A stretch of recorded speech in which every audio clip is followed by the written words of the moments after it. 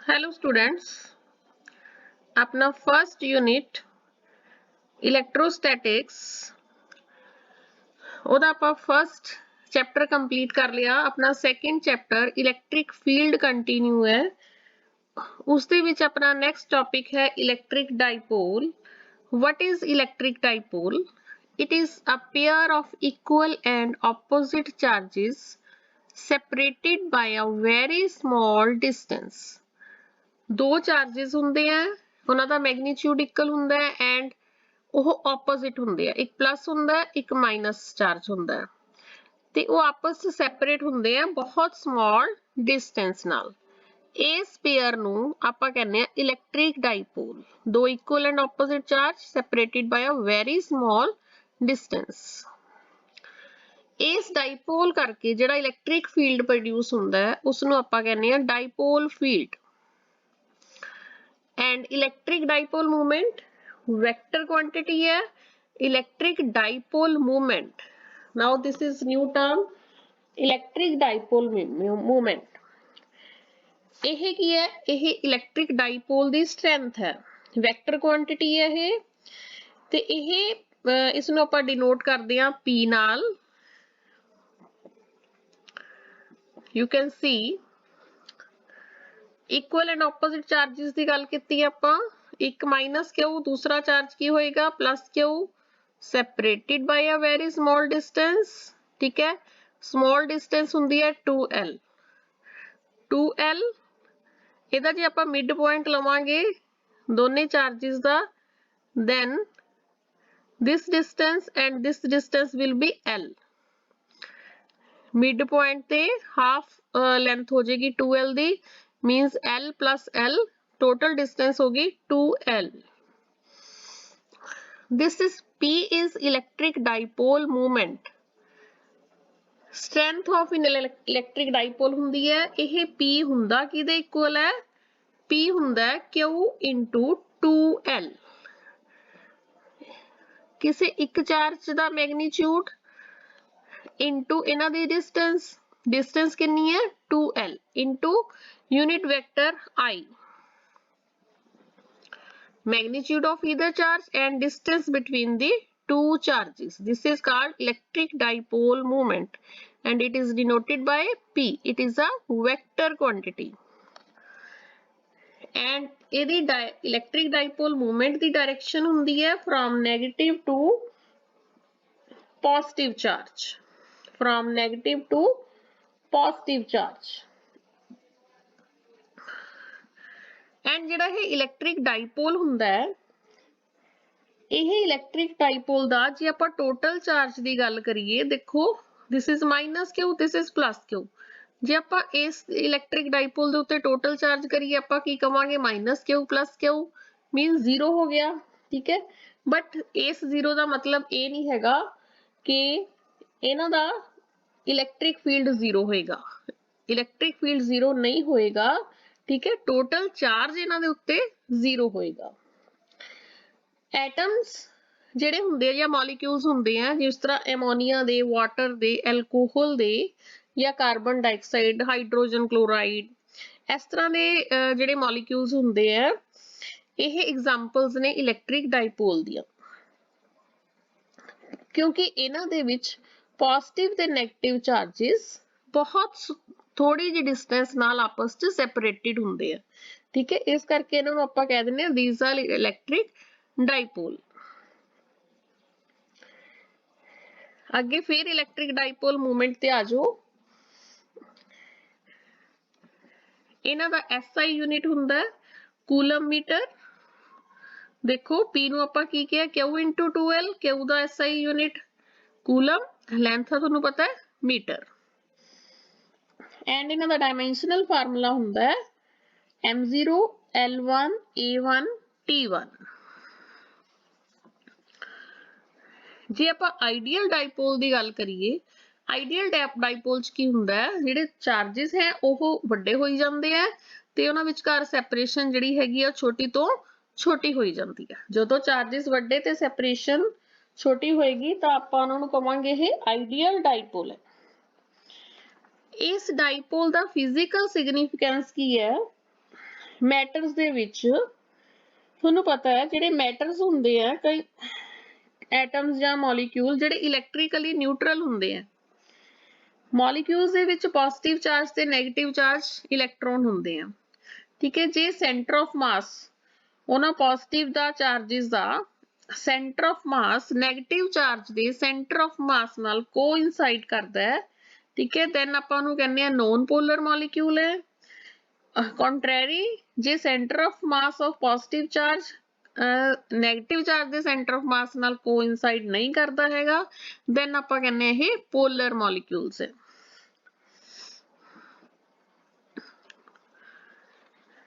Next है अपना electric field intensity due to an electric dipole. ਆਪਾਂ ਕਿਸੇ ਇਲੈਕਟ੍ਰਿਕ ਡਾਈਪੋਲ ਕਰਕੇ ਇੰਟੈਂਸਿਟੀ ਦੇਖਣੀ ਹੈ electric field the.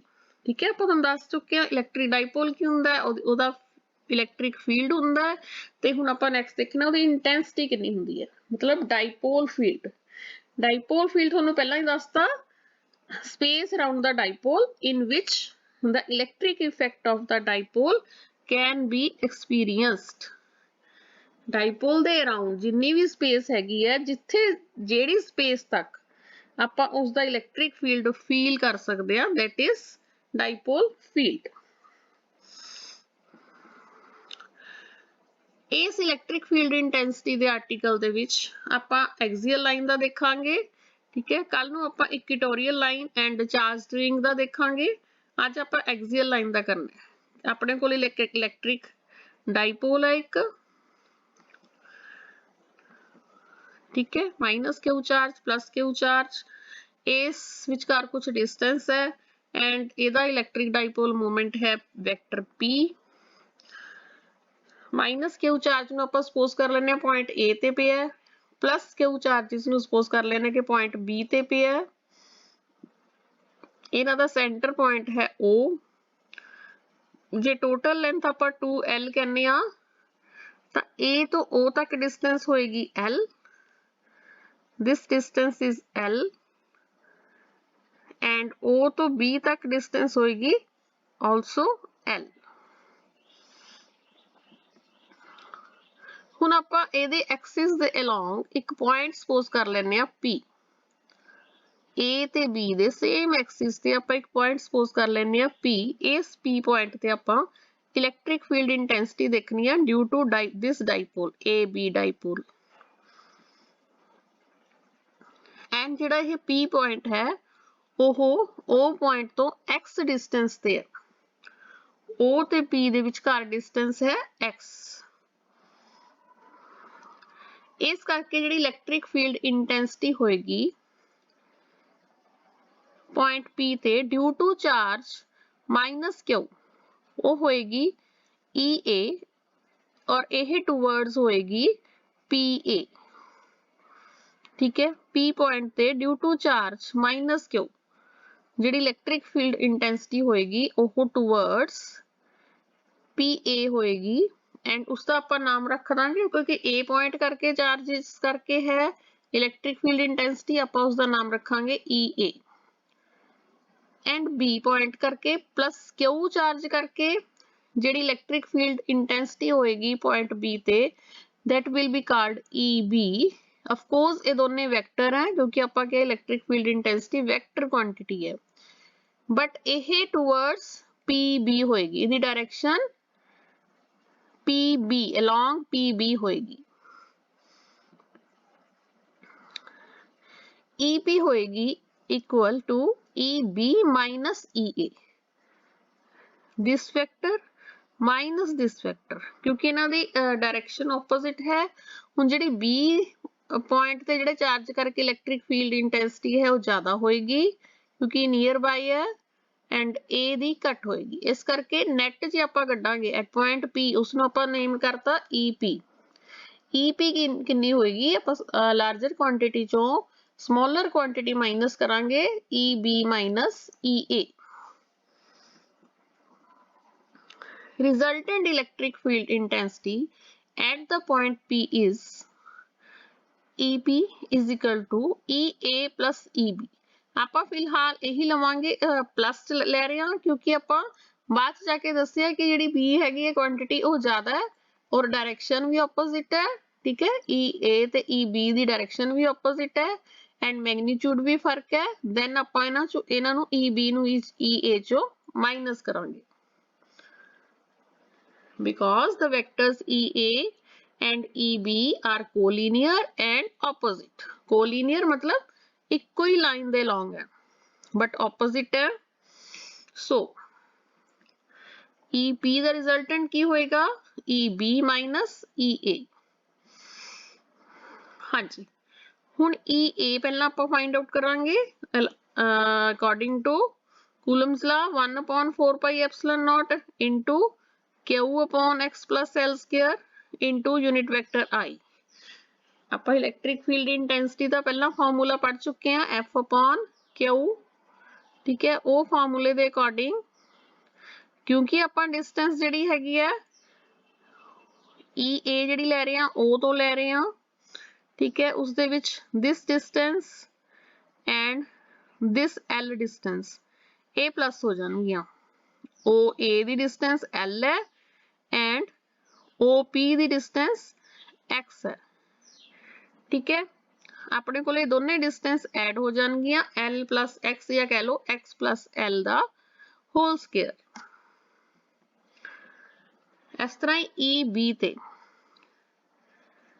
this electric field intensity due to this charge plus Q charge पे है B ते B ਤੇ ਪਿਆ ਹੁਣ ਟੋਟਲ ਡਿਸਟੈਂਸ O ਤੋਂ ਲੈ ਕੇ P ਤੱਕ X ਹੈ ਬਟ ਆਹ ਵਾਲੀ ਡਿਸਟੈਂਸ ਮਾਈਨਸ ਹੋ ਜਾਏਗੀ L ਡਿਸਟੈਂਸ ਇਹਦੇ ਵਿੱਚੋਂ ਮਾਈਨਸ ਹੋਏਗੀ ਕਿਉਂਕਿ ਆਪਾਂ ਪੁਆਇੰਟ B ਦੇ ਵਿੱਚ OB ਡਿਸਟੈਂਸ ਤਾਂ ਲੈਣੀ ਨਹੀਂ ਹੈਗੀ, ਆਪਾਂ B ਤੋਂ ਲੈ ਕੇ P ਤੱਕ ਲੈਣੀ ਹੈ। ਜੇ OP ਡਿਸਟੈਂਸ X ਹੈ OB ਡਿਸਟੈਂਸ L ਹੈ ਦੈਨ BP ਡਿਸਟੈਂਸ ਕਿੰਨੀ ਹੋਏਗੀ X minus L ਦਾ ਸਕੁਅਰ। ਇਸ ਕਰਕੇ ਆਪਾਂ ਇਸ ਨੂੰ ਲਿਖਿਆ EB ਨੂੰ ਲਿਖਿਆ 1/4 pi epsilon naught into Q upon X minus L ਦਾ ਹੋਲ ਸਕੁਅਰ। ਹੁਣ ਇਹ ਵੈਲਿਊਜ਼ ਆਪਾਂ ਇਸ ਦੇ ਵਿੱਚ ਪੁੱਟ ਕਰਾਂਗੇ EB ਤੇ EA ਦੀ। ਇਹਦੇ ਵਿੱਚ ਦੇਖੋ 1/4 pi epsilon naught ਕਾਮਨ ਆ ਗਿਆ Q upon X minus L square EB ਦੀ ਵੈਲਿਊ ਪੁੱਟ ਕੀਤੀ ਹੈ ਪਹਿਲਾਂ minus this minus sign Q upon X plus L the whole square ਆਪਾਂ EA ਦੀ ਵੈਲਿਊ ਪੁੱਟ ਕੀਤੀ ਹੈ।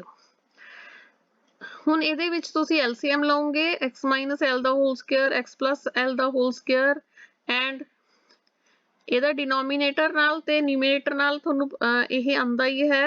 ਇਸ ਨੂੰ ਪੂਰੇ ਫ੍ਰੈਕਸ਼ਨ ਨੂੰ ਤੁਸੀਂ ਕਿਸ ਤਰ੍ਹਾਂ ਸੋਲਵ ਕਰ ਸਕਦੇ ਹੋ ਸੋਲਵ ਕਰਕੇ ਆਪਣੇ ਕੋਲ ਆ ਜਾਏਗਾ 1/4 pi epsilon naught 2 into Q.2L into X upon X square minus L square ਦਾ whole square। ਮੈਥ ਦਾ ਫਾਰਮੂਲਾ ਲਗਾਇਆ A minus B the whole square minus A plus B the whole square ਕੀ ਹੁੰਦਾ A square minus B square the whole square, ठीक है। ਹੁਣ ਇਹਦੇ ਵਿੱਚ Q into 2L ਆਪਾਂ ਪਿੱਛੇ ਕੀ ਕਿਹਾ Q into 2L ਕੀ ਹੁੰਦਾ ਡਾਈਪੋਲ ਮੂਵਮੈਂਟ, ਆਪਾਂ ਇਹਦੀ ਜਗ੍ਹਾ P ਵੀ ਲਿਖ ਸਕਦੇ ਹਾਂ। ਤੁਸੀਂ ਇਹ ਜਿਹੜਾ ਇਸ ਨੂੰ ਸਿੰਪਲੀਫਾਈ ਕੀਤਾ ਹੈ ਤੁਸੀਂ ਇਹਨੂੰ ਆਪਣੀ ਪੂਰੀ ਕਾਪੀ ਤੇ ਕਰਕੇ ਦੇਖੋਗੇ ਤਾਂ ਤੁਹਾਨੂੰ ਕਲੀਅਰ ਹੋ ਜਾਏਗਾ ਕਿ ਇਸ ਟਰਮ ਤੋਂ ਬਾਅਦ ਇਹ ਟਰਮ ਕਿਸ ਤਰ੍ਹਾਂ ਬਣੀ ਹੈ। ਹਾਂਜੀ ਆਪਾਂ ਇਸ ਤੋਂ ਬਾਅਦ Q into 2L ਨੂੰ ਜਸਟ P ਲਿਖਿਆ ਹੈ ਬਾਕੀ ਸਾਰੀ ਉਸ ਤਰ੍ਹਾਂ ਹੀ ਸੇਮ ਹੈ। ਆਪਣੇ ਕੋਲ EP ਦੀ ਵੈਲਿਊ ਆ ਗਈ 1/4 pi epsilon naught into 2px upon x square minus L square ਦਾ whole square। ਆਪਾਂ ਇਹਦੇ ਵਿੱਚ ਇੱਕ ਸਪੈਸ਼ਲ ਕੇਸ ਕੰਸੀਡਰ ਕਰਾਂਗੇ। ਉਹ ਸਪੈਸ਼ਲ ਕੇਸ ਹੈ ਕਿ ਜੇ ਇਹ ਵਾਲੀ L ਹੈ ਇਹ ਡਿਸਟੈਂਸ ਹੈ P ਤੱਕ ਦੀ ਡਿਸਟੈਂਸ ਜਿਹੜੀ X ਹੈ ਉਸ ਤੋਂ ਬਹੁਤ ਜ਼ਿਆਦਾ ਘੱਟ ਹੈ ਮਤਲਬ ਡਾਈਪੋਲ ਲੈਂਥ ਬਹੁਤ ਜ਼ਿਆਦਾ ਘੱਟ ਹੈ ਆਪਾਂ P ਪੁਆਇੰਟ ਜਿਹੜਾ ਕੰਸੀਡਰ ਕੀਤਾ ਉਹ ਉਸ ਡਾਈਪੋਲ ਲੈਂਥ ਦੇ ਅਕੋਰਡਿੰਗਲੀ ਕਾਫੀ ਜ਼ਿਆਦਾ ਹੈ। then this formula will become, ਹੁਣ ਆਪਾਂ L ਨੂੰ neglect कर दांगे, EP आ जाएगा 2p upon 4 pi epsilon naught into x cube, ठीक है। L square neglect हो गया, x ਦੀ power 4 आ गई, but एक x ਤੇ ਇੱਕ x 4 ਜਿਹੜਾ ਹੈਗਾ ਉਹਦੇ ਵਿੱਚੋਂ cancel ਹੋ ਗਿਆ, ਆਪਣੇ ਕੋਲ ਰਹਿ ਗਿਆ x cube।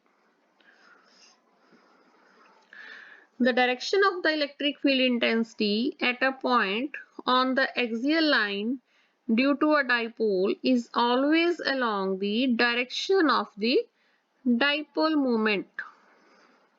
Axial line च ਆਪਾਂ ਕਵਾਂਗੇ कि electric field intensity ਦੀ direction ਹਮੇਸ਼ਾ dipole moment ਦੀ direction ਦੇ along ਹੁੰਦੀ ਹੈ। ਕੱਲ ਨੂੰ ਆਪਾਂ ਕਰਾਂਗੇ electric field intensity at an equatorial point of electric dipole. ਅੱਜ ਲਈ ਬੱਚੇ ਥੈਂਕਸ, ਧਿਆਨ ਨਾਲ ਪੜੋ, ਇਹਨੂੰ ਕਾਪੀ ਤੇ ਨੋਟ ਕਰੋ ਐਂਡ ਟੇਕ ਕੇਅਰ।